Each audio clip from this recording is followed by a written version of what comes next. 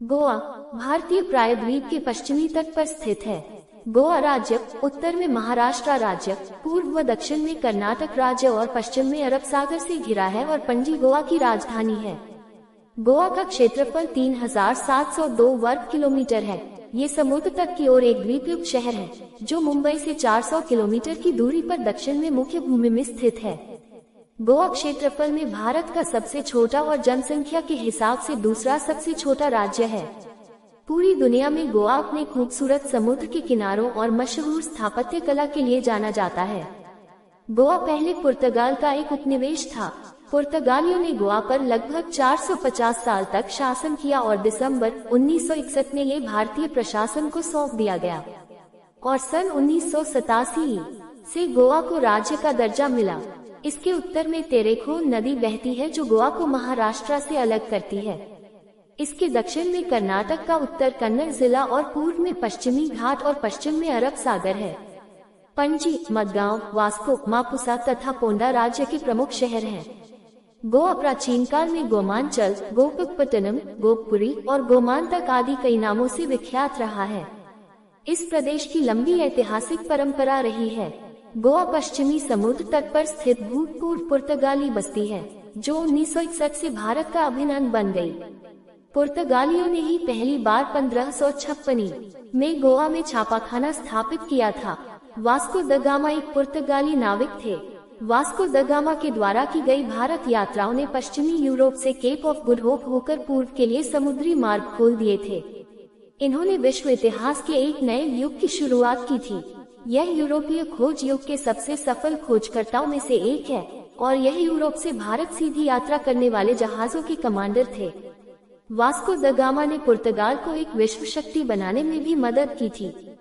महाभारत में गोवा का उल्लेख गोप राष्ट्र अर्थात गाय चराने वालों का देश के रूप में मिलता है। दक्षिण कोंकण का उल्लेख गोवा राष्ट्र के रूप में मिलता है। संस्कृत के कुछ प्राचीन स्रोतों में गोवा को गोपकपुरी और गोपकपट्टन कहा गया है, जिनका उल्लेख अन्य ग्रंथों के अलावा हरिवंशम और स्कंद पुराण में प्राप्त होता है। गोवा को बाद में कहीं कहीं गोअंचल भी कहा गया है। अन्य नामों में गोवे, गोवापुरी, गोपकापाटन और गोमन प्रमुख हैं। टॉलमी ने गोवा का उल्लेख ईस्वी सन 200 के लगभग गोबक के रूप में किया है। अरब के मध्ययुगीन यात्रियों ने इसे चंद्रपुर और चंदौर का नाम दिया है जो मुख्य रूप से एक तटीय नगर था। जिस स्थान का नाम पुर्तगालियों ने गोवा रखा वह आज का छोटा सा समुद्र तटीय शहर गोवा वेल्हा है। कालांतर में उस क्षेत्र को गोवा कहा जाने लगा जिस पर पुर्तगालियों ने कब्जा किया।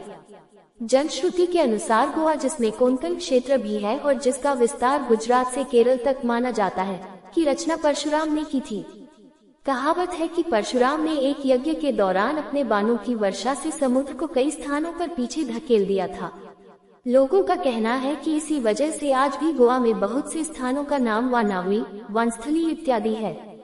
उत्तरी गोवा में हरमल के पास आज भी भूरे रंग के एक पर्वत को परशुराम के यज्ञ करने का स्थान माना जाता है। गोवा मुक्ति दिवस प्रति वर्ष 19 दिसंबर को मनाया जाता है। भारत को यूं तो 1947 में ही आजादी मिल गई थी, लेकिन इसके 14 साल बाद भी गोवा पर पुर्तगाली अपना शासन जमाए बैठे थे। 19 दिसंबर 1961 को भारतीय सेना ने ऑपरेशन विजय अभियान शुरू कर गोवा, दमन और दीव को पुर्तगालियों के शासन से मुक्त कराया था। 105 किलोमीटर समुद्री तट वाले गोवा में रेतीले तट, मुहाने व अंतरीप हैं। इसके भीतरी हिस्से में निचले पठार और लगभग 1220 मीटर ऊंचे पश्चिमी घाटों सह्याद्री का एक हिस्सा है। गोवा की दो प्रमुख नदियां मांडोवी व ज्वारी के मुहाने में गोवा का द्वीप इल्हास स्थित है। इस त्रिकोणीय द्वीप का शीर्ष अंतरीप एक चट्टानी मुहाना है जिस पर 2 लंगरगाह हैं।